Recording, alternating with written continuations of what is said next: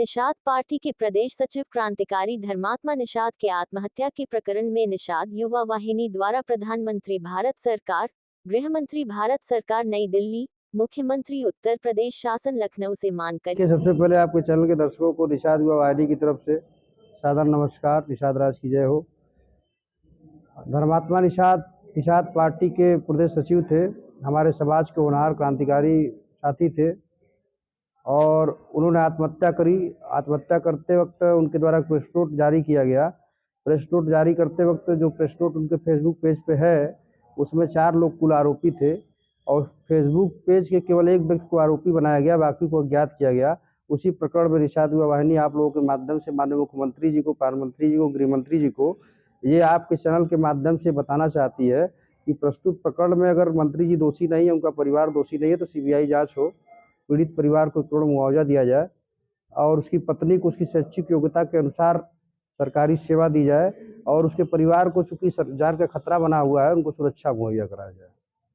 इस प्रकरण में कई चीजें सामने आ रही हैं कि जब उनका सुसाइड हुआ उसके बाद फेसबुक की पोस्ट भी की गई है। इन चीजों को कैसे देखते हैं? क्या जैसे देखिए, थाना पनियरा की पुलिस ने तो ये तो माना ना, FIR दर्ज हुई है थाना पनियरा में, ये भी आपके संज्ञान में होगा।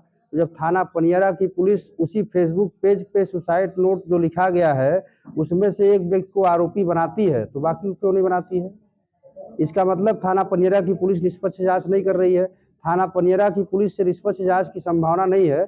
इसलिए हम भी मांग करते हैं कि माननीय मंत्री जी अगर वाकई में दोषी नहीं है और स्वयं सत्ता में है, कैबिनेट मंत्री के रूप में है, तो क्यों नहीं CBI जांच करा दे रहे हैं? और माननीय मुख्यमंत्री जी जो कि हमारे लोकप्रिय मुख्यमंत्री हैं, उनको भी महाराजगंज की पुलिस द्वारा सही तथ्यों की जानकारी नहीं दी गई और सही तथ्य उनके सामने नहीं रखे गए, नहीं तो मामला कुछ और होता। इसीलिए हम लोग निषाद युवा वाहिनी संगठन के माध्यम से आज आप लोग के बीच लखनऊ में आके प्रेस वार्ता कर रहे हैं ताकि हम लोग की बात माननीय मुख्यमंत्री तक जाए, माननीय प्रधानमंत्री जी तक जाए। एक और चीज इसमें है कि डॉक्टर संजय निषाद इसके बाद कई बार अपनी सफाई दे चुके हैं, कई बार उन्होंने प्रेस कॉन्फ्रेंस की और सार्वजनिक रूप से भी सफाई दी।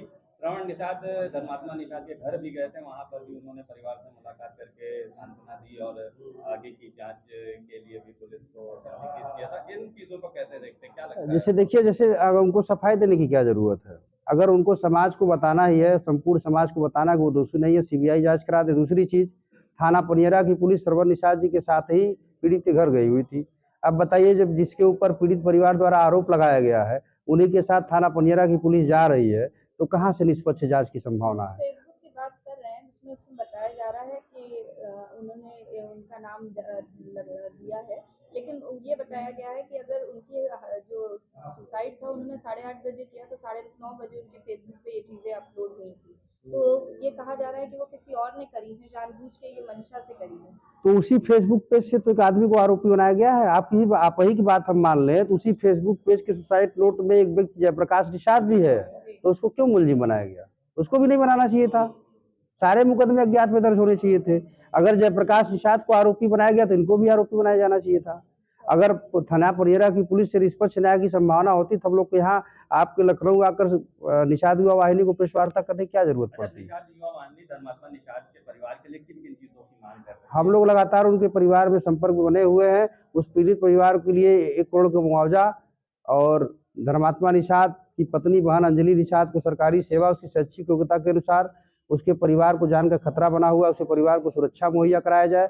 और घटना की अगर मंत्री जी मानते हैं घटना वाकई में घटना में वो दोषी नहीं है, उनका परिवार दोषी नहीं है, तो उसकी सत्ता में है, CBI जांच करा दे इस मामले की।